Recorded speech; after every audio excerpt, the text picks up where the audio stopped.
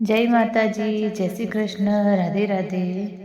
મિત્રો, વિડીયોની શરૂઆત કરીએ પહેલાં લાઈક શેર કરી દેજો. ચેનલ ઉપર જો તમે નવા હોય તો ચેનલને સબસ્ક્રાઈબ કરી દેજો. તો ચાલો શરૂ કરીએ. ચાણક્ય નીતિ. ચાણક્ય નીતિ.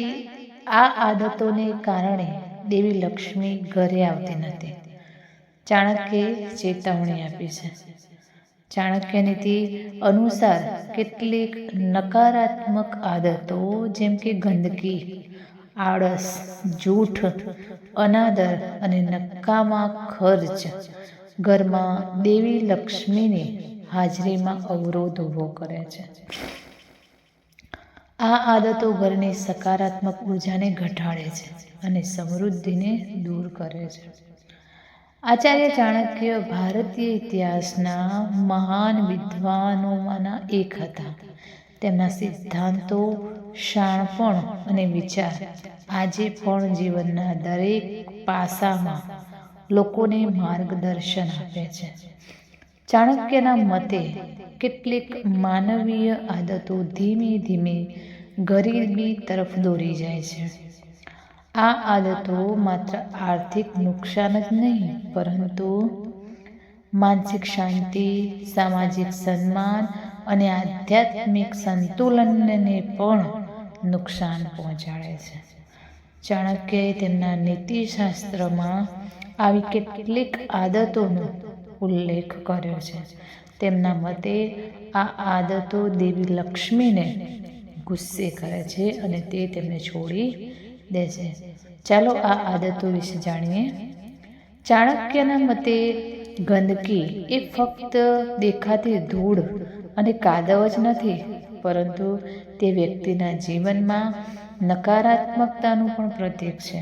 જ્યારે કોઈ વ્યક્તિ પોતાની આસપાસની સ્વચ્છતાને અવગણે છે, ત્યારે તે તેના મન, વિચારો અને ભાગ્યને અસર કરે છે. ગંદકી પર્યાવરણમાં આળસ અને નકારાત્મક ઉર્જા વધારે છે, જેના કારણે તકો ગુમાવવી પડે છે. ગંદા કપડાં. જે લોકો હંમેશા ગંદા કપડાં પહેરે છે, તેઓ અજાણતા પોતાના જીવનમાં દુર્ભાગ્યને આમંત્રણ આપે છે. ચાણક્ય માનતા હતા કે સ્વચ્છ કપડાં અને સ્વચ્છ શરીર માત્ર વ્યક્તિત્વને જ નહીં, પરંતુ સકારાત્મક ઉર્જા પણ લાવે છે. અશ્લીલ ઘર. ચાણક્ય નીતિ અનુસાર ઘરમાં કચરો, કરોળિયાના ઝાડા અથવા વસ્તુઓ વિખરાયેલી હોય તે અત્યંત અશુભ માનવામાં આવે છે. આવા ઘરોમાં નકારાત્મક ઉર્જા વધે છે અને સુખ અને સમૃદ્ધિ ધીમે ધીમે ઓછી થાય છે. ગંદા દાંત. આચાર્ય ચાણક્યને દાંતની સફાઈ પર ખાસ ભાર મૂક્યો છે. તેમનું માનવું હતું કે ગંદા દાંત માત્ર સ્વાસ્થ્યને નુકસાન પહોંચાડતા નથી, પણ વ્યક્તિનું સૌભાગ્ય પણ છીનવી લે છે. કઠોર વાણી અને ગુસ્સો. ચાણક્યના મતે વ્યક્તિની વાણી તેની સૌથી મોટી શક્તિ અને સૌથી મોટી નબળાઈ બંને હોય છે.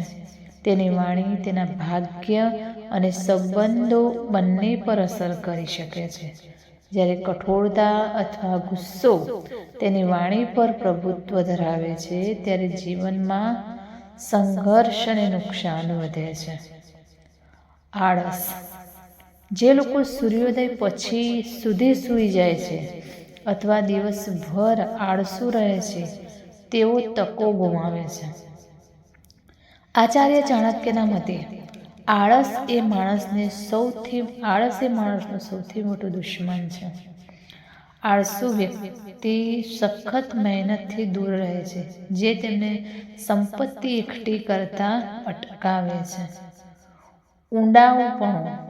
ચાણક્યના મતે પૈસા માત્ર એક સાધન જ નથી, પણ એક જવાબદારી પણ છે. જે વ્યક્તિ પોતાનો અનાદર કરે છે અને તેને બિનજરૂરી રીતે ખર્ચે છે, તે ક્યારેય પોતાના જીવનમાં સ્થિરતા મેળવી શકતો નથી.